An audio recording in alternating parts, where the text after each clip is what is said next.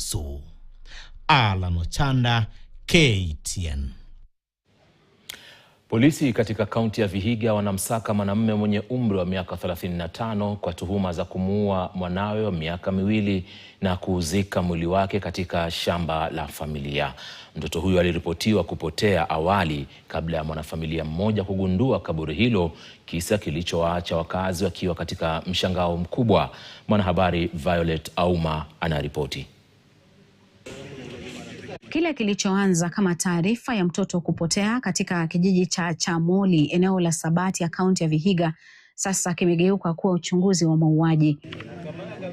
Hii ni baada ya mwili wa mtoto wa miaka 2 kupatikana umezikwa katika shamba la familia, huku polisi wakimtafuta baba anayeshukiwa. Ndio nikaona mainzi zinavuja hapo. Ndio nikachukua kijiti nikaanza kudunga kwa hiyo magunia. Kuma amechukua manguo zake, ameweka mtoto ndani, amefungia ndani na amekasa kabisa.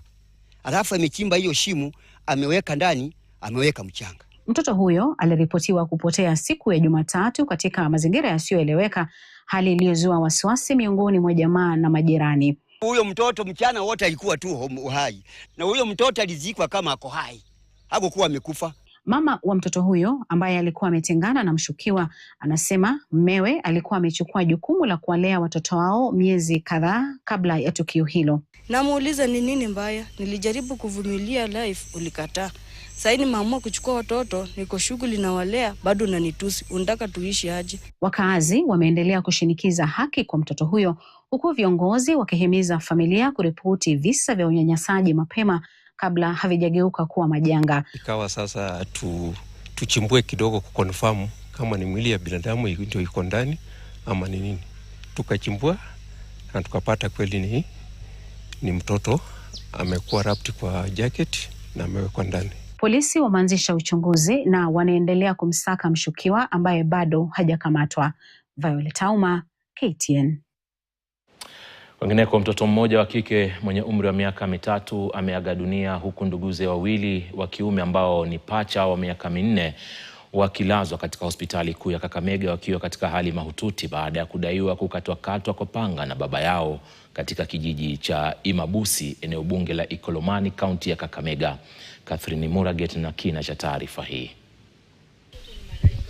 Wakazi wa kijiji cha Imabusi, eneo bunge la Ikolomani, kaunti ya Kakamega, wameachwa vinywa wazi baada ya mwanamume mwenye umri wa miaka 43 kumuua mwanawe wa kike wa umri wa miaka 3 na kuwajeruhi wengine pacha wa miaka 4 kwa upanga. Watoto wake anaambia piteni huku, na amebeba panga na amebeba nini, anasema leo ni bumper to bumper. Inadaiwa mshukiwa Nathan Shimenga alizozana na mkewe ambaye alitoroka na kurejea nyumbani kwao, jambo ambalo lilimchochea kutekeleza kitendo hicho cha ukatili dhidi ya wanawe. Alikosana na bibi yake, saa hii ni wiki 2 imeisha. Kama wamekosana na bibi yake akatoroka kaenda kwao. Naambia serikali watu kama hawa wafai tena kurudi wapi kwa maboma. Mtu kama inafaa afungwe maisha. Kulingana na jamaa wa familia hiyo, mshukiwa aliwachukua watoto hao na kuwapeleka kando ya mto na kuwakatakata kabla ya kufumaniwa na kushambuliwa na wanakijiji wenye hamaki.